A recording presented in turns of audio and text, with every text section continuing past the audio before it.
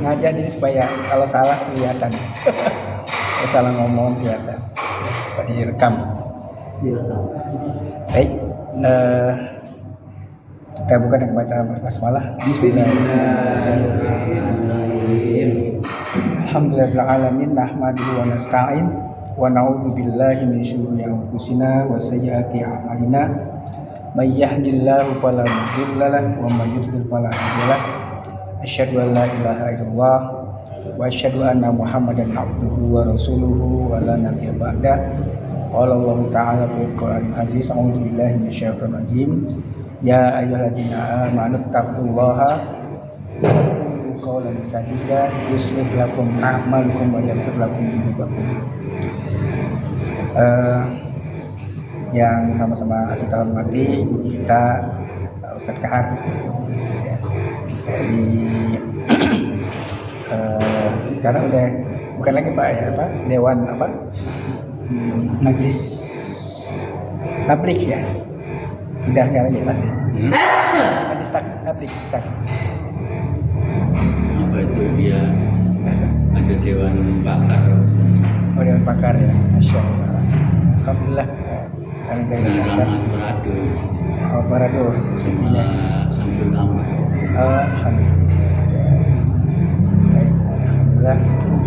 Yang sama-sama kita hormati Pak Syamsi, Pak Wawan, Bapak semua, Pak Haji, kemudian yang lainnya. Ada satu hal yang menarik ya, bahwa kita ya sebagai seorang muslim itu harus selalu melakukan perbaikan dan kata Sayyidina Ali, jadi hari ini harus lebih baik dari yang lalu ya. Kalau hari ini sama dengan kemarin rugi ya kan. Kalau hari ini lebih buruk dari kemarin maka terlaknat. Jadi harus ada perubahan. Sekarang sudah berubah waktu 1445 Hijriah ya, masih bulan Arab, dan ulama-ulama dulu pas awal masuk abad 15 ya, itu memprediksi bahwa akan ada yang namanya perubahan ke arah kebaikan, memprediksi akan ada yang namanya Nahdlatul Ummah ya, kebangkitan umat ya, Nahdlatul Ummah. Makanya juga mungkin Nahdlatul Ulama ya, NU juga mungkin terinspirasi dari itu. Dan ini juga oleh Kiai Haji Darwis, Muhammad Darwis, Kiai Ahmad Dahlan, itu dimulai satu perubahan ke arah yang lebih baik. Yang selama ini umat Islam jumud, stuck, ya, bahasa ini stagnan, maka dilakukanlah suatu pergerakan. Pergerakan itu ya bergerak, bukan pergerakan itu tidak ada perubahan, ada perubahan yang luar biasa. Ternyata Muhammad dia sekarang ada di Australia. Sekolahan di Australia itu sampai nolak-nolak murid kalau nggak salah ya. Australia, dan di beberapa negara ada Muhammadiyah, program Muhammadiyah. Itu berarti bergerak bukan hanya sekedar lokal, tapi juga terus internasional. Nah, inilah yang dicontohkan oleh pendahulu kita. Dan organisasi Muhammadiyah dan NU dua-duanya memiliki pergerakan yang kalau disinergikan itu menjadi suatu Nahdlatul Ummah. Kalau di NU ada tradisi membuat pesantren, biasanya pesantren ya. Jadi kalau suatu pesantren, muridnya biasanya bikin pesantren lagi, terus gitu. Maka pesantrennya biasanya makin banyak gitu. ya, dari satu pesantren ya sudah. Yang berhasil, ya. Yang nggak berhasil seperti contoh, ternyata ketika saya ingin coba menggali daerah yang Depok yang masih berbahasa Sunda, kalau nggak salah saya pernah juga ngajak siapa ya, itu ada daerah Depok masih berbahasa Sunda, itu namanya di Lewinanggung. Tahu yang Lewinanggung? Lewinanggung itu ada yang namanya Walinanggung. Yang nama itunya adalah siapa? Tubagus Pangaling. Ya. Dan itu saya coba tanya tuh pada masyarakat sekitar ketika ada anak-anak mau kemana gitu dari ini ya, ternyata dia ada pesantren. Ternyata dulu itu di situ ada pesantren. Saya ternyata kenapa karena nggak ada, saya bilang udah nggak ada penerusnya ya, jadi itu termasuk yang gagal ya, udah nggak ada penerusnya ya. Tapi kalau di daerah-daerah lain ada yang makin besar, kayak ada makin besar. Nah, hebatnya Muhammadiyah itu bukan perorangan, tetapi bentuknya adalah organisasi. Ya. Tapi lemahnya Muhammadiyah adalah controlling. Saya kata kontrol dari artinya cengkraman dari atas ke bawah. Ranting-ranting. Makanya dulu sebenarnya tiap ranting wajib mengadakan pengajian yang namanya HPT supaya akidah Ahlus Sunnah wal Jamaah itu tertanam. Realitanya ya, dulu ada yang namanya ingkar sunnah, ya, namanya siapa? Yang ahli bidang matematika juga nggak salah ya. Itu juga orang Muhammadiyah. Kita kenal juga yang sekarang Murtadin, Syafruddin, apa? Itu di Muhammadiyah dulu. Yang ada di sana, dia pernah di apa? Pernah di Darul Arqam di sana. Pernah aktif di sana, ya. Jadi Muhammadiyah itu kontrol ke bawahnya kurang. Kenapa kurang? Sekali lagi, karena kita pengajian tingkat ranting kurang ya. Makanya saya ini biasa kalau Selasa kalau nggak ada acara yang mendesak dan sangat penting, saya selalu hadir ya. Selalu hadir insyaallah. Yang kemarin saya udah mau hadir tiba-tiba ada acara mendesak. Bapaknya rahmat Allah Subhanahu wa taala, anggota dan simpatisan PRM Mekarjaya ya. Dakwah itu tidak lepas dari kata-kata ya. Maka ayat-ayat mengatakan kul itu banyak. Mulai dari ayat yang dibaca misalnya kalau maghrib tuh kuliah sama kulbu, katakanlah itu dakwah sebenarnya. Kepada orang kafir kuliah ayyul kafirun. Kepada orang mukmin kuliah. Dikata lagi, hai Muhammad, katakanlah kul lil mu'minina. Ya, seperti ayat An-Nur gitu. Katakan pada bagi orang mukmin misalkan, ya. Bahkan pada orang Yahudi itu ada ayat yang jelas banget ya. A'udzubillahi minasyaitonir rajim. Qul ya ayyuhalladzina hadu in za'amtum annakum, ya. Jadi gitu ya. Qul ya ayyuhalladzina hadu. Hai, katakanlah hai orang-orang Yahudi. Jadi orang Yahudi katakan hai Yahudi, langsung sebutnya hai orang-orang Yahudi. Katakan pada orang Yahudi apa? In za'antum annakum awliya'u lillah. Ya. Jadi hai orang Yahudi, jika engkau benar-benar sebagai wali Allah min dunin nas, selain dari manusia yang lain gitu, min dunin nas. Jadi dia merasa sebagai kekasih Allah. Ya katakan, maka ayat ini mengatakan apa? Fatamannawul mauta in kuntum shadiqin. Maka kamu mintalah kematian. Nah, Kalau engkau benar-benar seorang yang dikasih oleh Allah, maka minta mati deh, kan gitu. Engkau minta mati wahai Yahudi.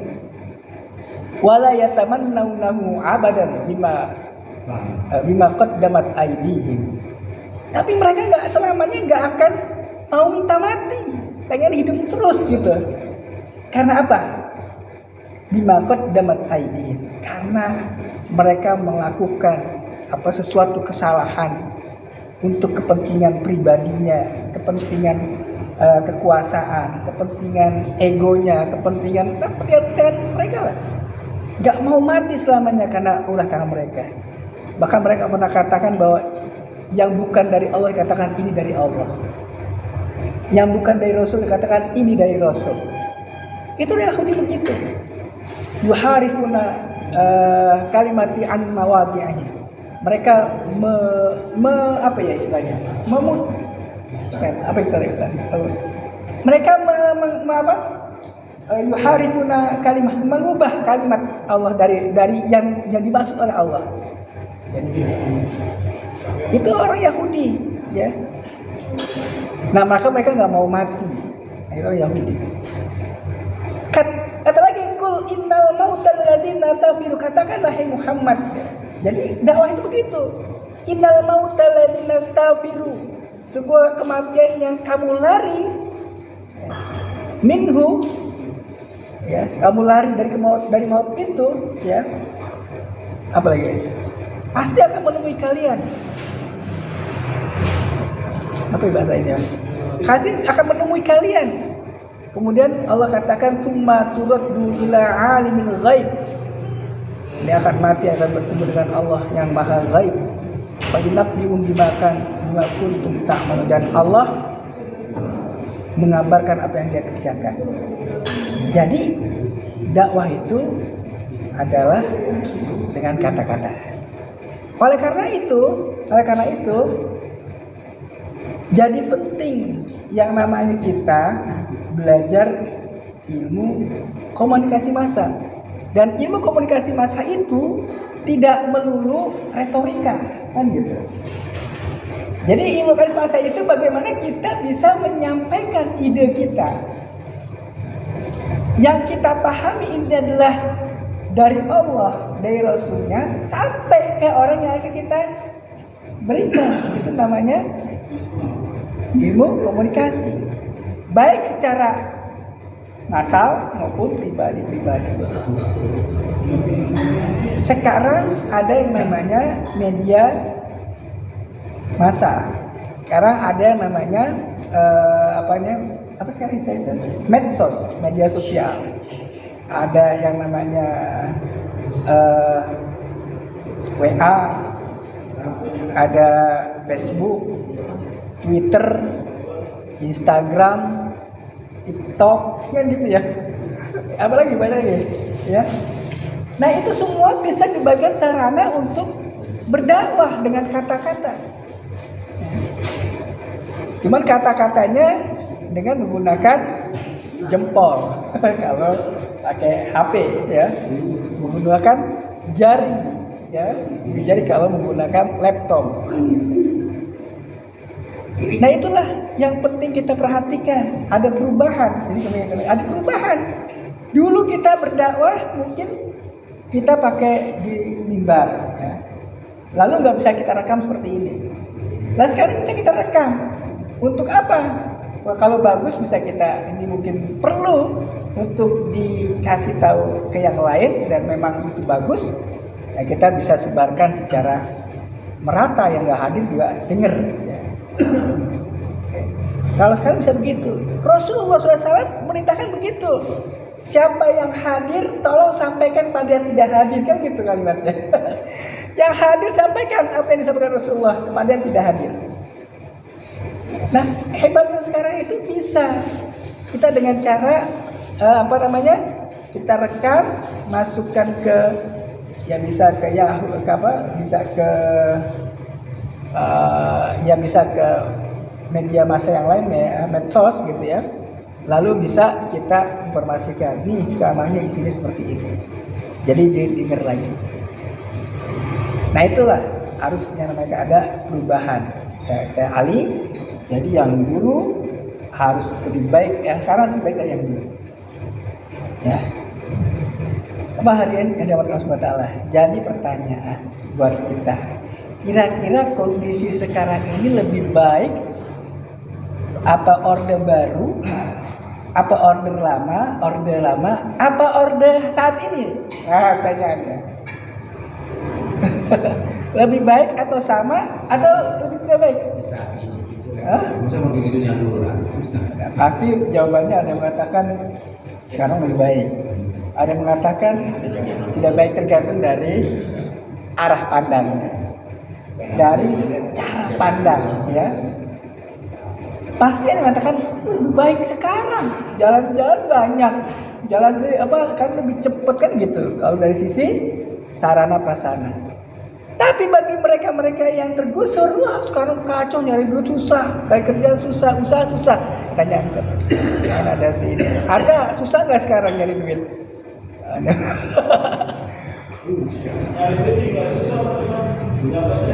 Dapat yang susah ya, nyari dapat yang susah ya. Ya.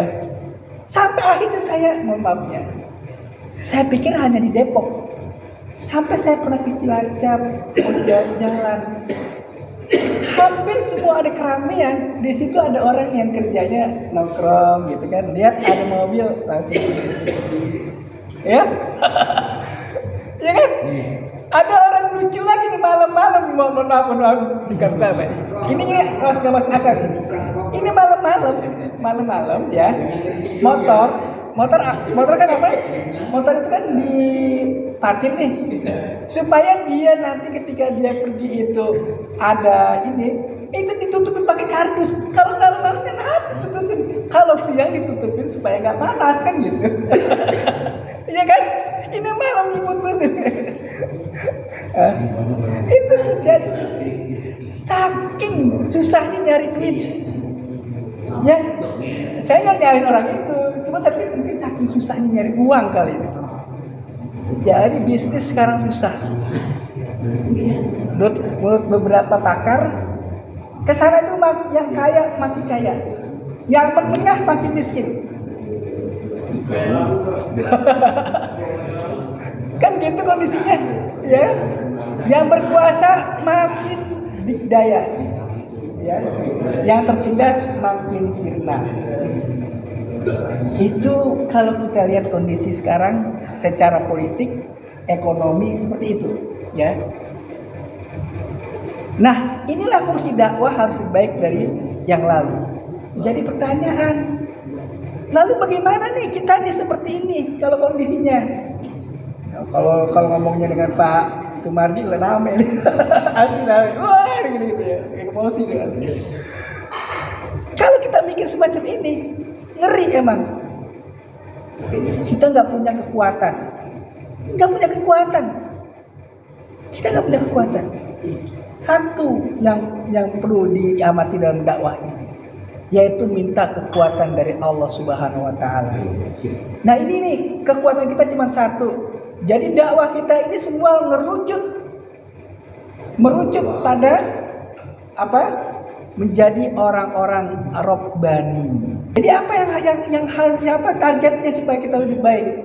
Targetnya adalah kunu Rabbaniyina. Hendaklah kalian menjadi orang-orang Rabbani. Orang-orang Rabbani itu adalah orang-orang yang cintanya pada Allah, ya, sempurna. Takwanya pada Allah, takwa yang benar-benar haqqatul qadr, ya, Rabbani, ya. Jadi Rabbani itu adalah orang-orang yang boleh dikatakan sebagai aulia Allah, kekasih Allah. Kekasih Allah. Kalau orang Yahudi mengaku bahwa dia kekasih Allah, orang beriman itu kekasih Allah, ya. Wali Allah, ya. Wali Allah. Jadi kalau kita ingin menang di dalam perperangan, baik itu peperangan politik, peperangan dakwah, jadi wali Allah. Dakwahnya menciptakan para wali. Jadi ngajinya itu semua jadi orang-orang yang hanya Allah lah satu tujuan dia. Qul inna sholati wa nusuki wa mahyaya wa mamati lillahi rabbil alamin.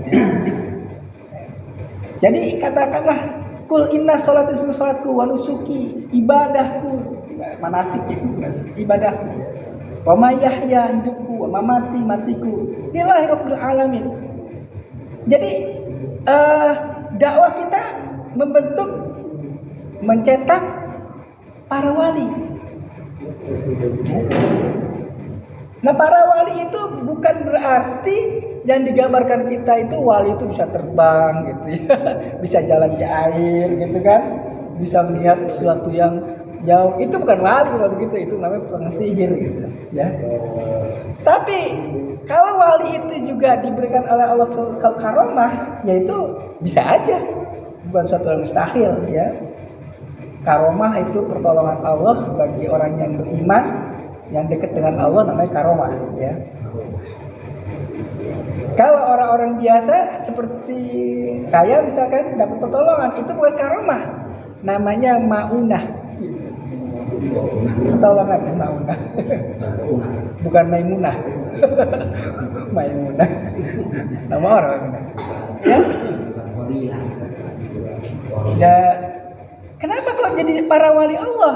Ya, karena inilah kemenangan yang sesungguhnya. Allah katakan dalam satu ayat dalam surat, nanti cari ya, surat An-Nahl kalau nggak salah. A'udzubillahi minasyaitonir rajim. Inna awliya Allah, sesungguhnya para wali Allah, la khaufun alaihim walahum yahzanun. Sesungguhnya para wali Allah itu mempunyai sifat la khaufun alaihim. Dia tidak pernah khawatir terhadap sesuatu yang akan terjadi.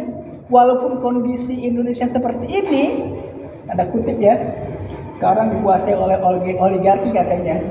Kalau orang beriman nggak perlu dia khawatir.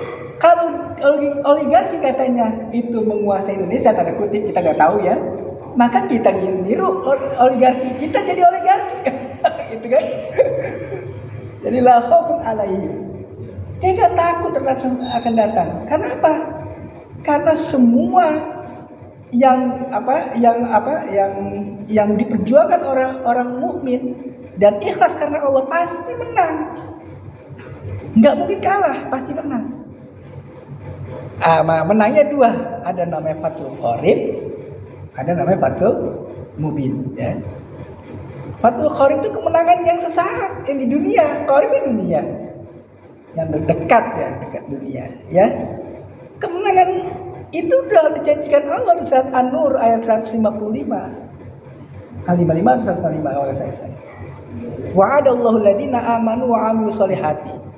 Dan Allah berjanji pada orang yang beriman dan beramal soleh, Allah kasih dia kekuasaan. Minkum, wa'adallahu alladziina minkum. Dan Allah berjanji pada sebagian dari kalian yang beramal soleh, yang beriman beramal soleh, maka Allah kasih dia kekuasaan. Itu janji Allah. Innallaha la yukhliful mi'ad. Allah nggak pernah ingkar janji, ya. Kalau manusia ingkar janji udah salah, ngomongin A, B, C, kemudian nggak melakukan, dilupa-lupain dan sebagainya, itu manusia. Bahkan nggak tahu malu, gitu kan gitu ya. Tapi kalau Allah la yukhliful mi'ad, nggak akan mungkin ingkar janji. Nah, inilah para wali Allah itu la khaufun alaihim. Dia tidak takut walaupun kondisi sekarang ini susah untuk menjadi pengusaha, susah ya. Karena dari ujung hulu sampai hilir semua dikuasai mereka. Sampai ada teman saya itu ingin coba-coba impor ekspor kalau nggak salah. Itu harus melalui PT Anu, melalui Anu gitu. Saya, oh begitu ya? Iya Pak, susah karena ngomong gitu. Ya. Nah disinilah kita berdoa pada Allah, mudah-mudahan itu semua gurita-gurita dari mereka itu bisa kita urai. Dengan apa? Dengan menjadi wali Allah. Karena kalau menjadi wali Allah, man adali waliyan akad adatu bil harb, kata Rasulullah SAW hadis qudsinya. Barang siapa yang musuhi waliku, kata Allah dalam hadis kutsinya, faqad adantu bil harb, aku ya mengultimatum untuk berperang pada orang itu. Sekarang kalau Allah berperang pada orang memerangi wali Allah, pasti menang atau kalah? Allah pasti menang atau kalah? Allah pasti menang kan? Orang Allah pemilik alam ini ya. Allah kan pemilik alam ini ya. La khaufun alaihim wa lahum yahzanun. Ya, jadi enggak takut ya. Walahum yahzanun, dan dia tidak berduka cita terhadap yang sudah terjadi. Yang lalu ya sudah. Kita salah milih pemimpin ya sudah, ngapain lagi kita cuma mikirin. Ya tinggal kita berdepan lebih baik lagi kan gitu. Enggak usah ngeluh ini, ngeluh itu ya.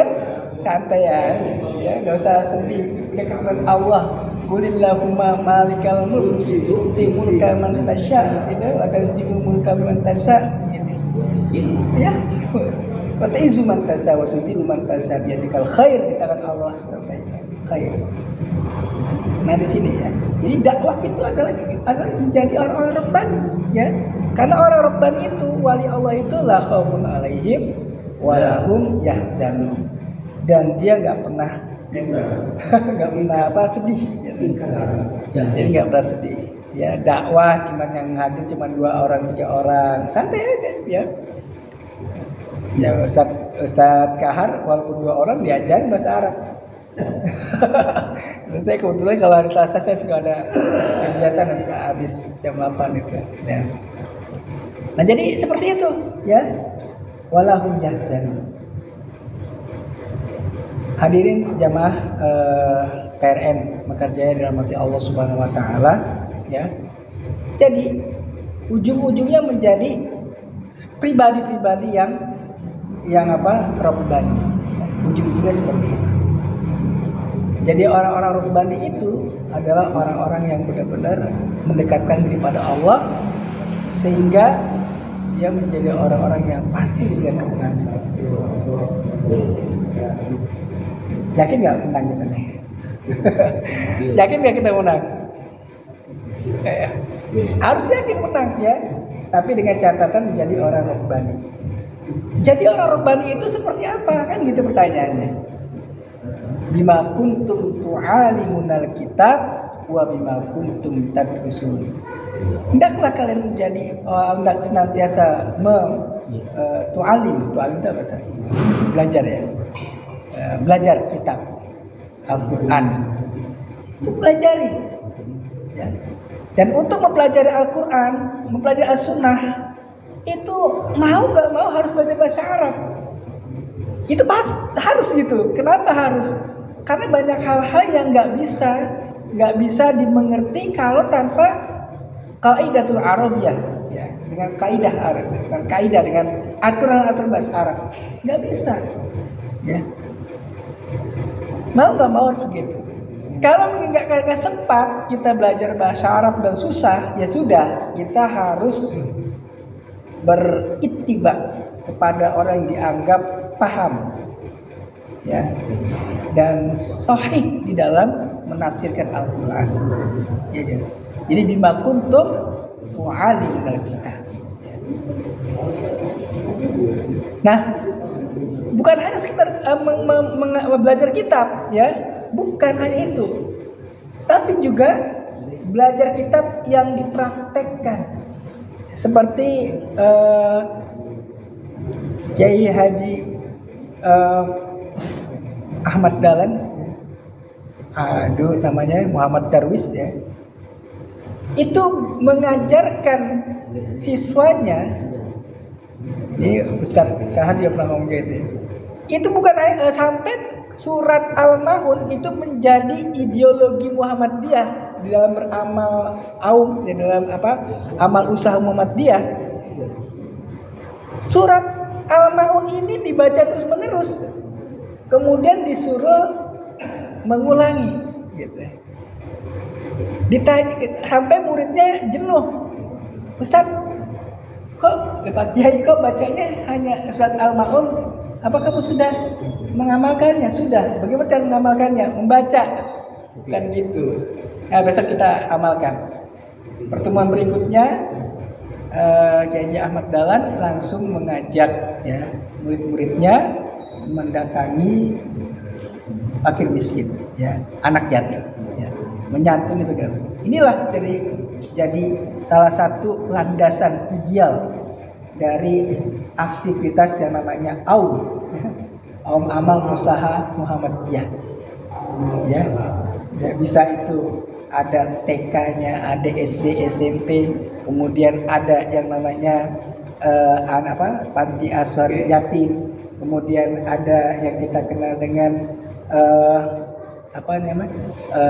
untuk ada rumah sakit Muhammadiyah juga ada, yang di bawah-bawah juga ada klinik Muhammadiyah khususnya. Nah itu dasarnya itu sebenarnya. Jadi langsung praktek. Ya.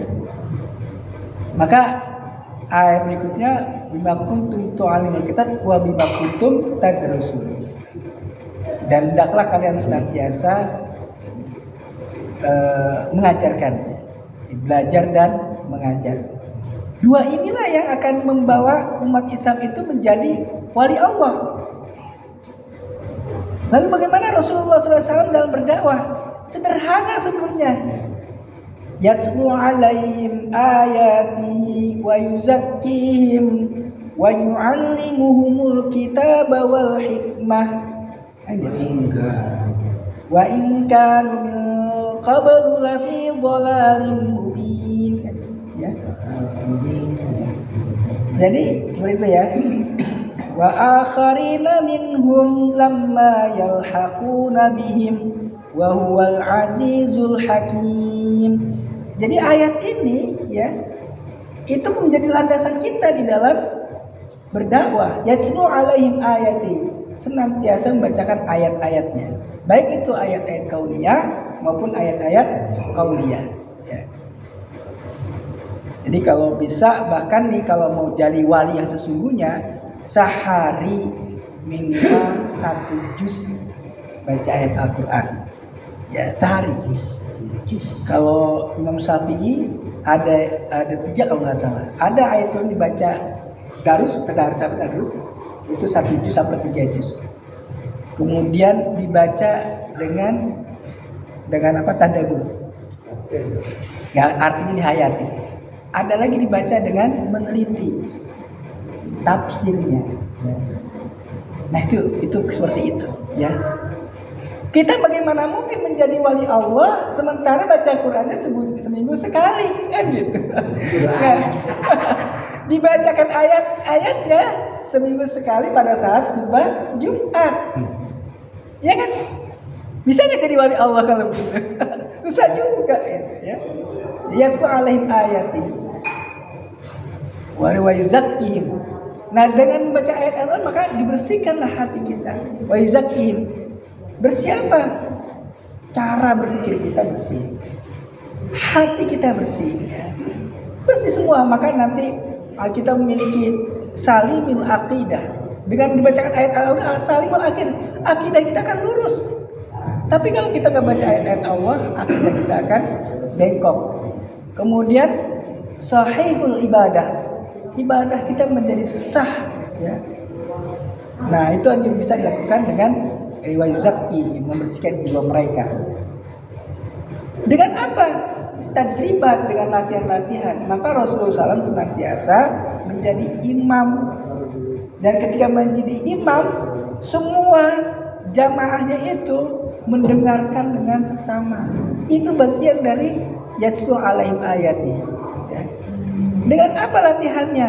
Yaitu Rasulullah SAW kadang mengajak dalam diskusi-diskusi.